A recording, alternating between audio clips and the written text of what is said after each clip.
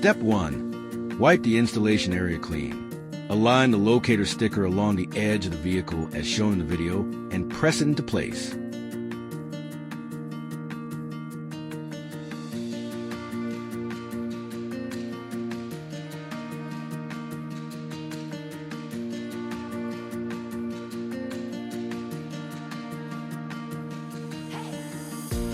Step 2.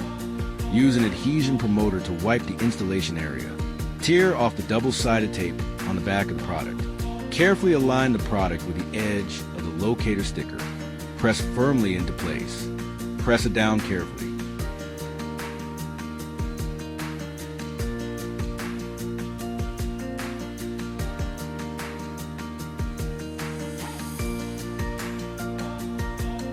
Step 3. Remove the locator sticker. Note: do not drive the vehicle within 24 hours after installation. The installation location should not come into contact with water within 72 hours after installation.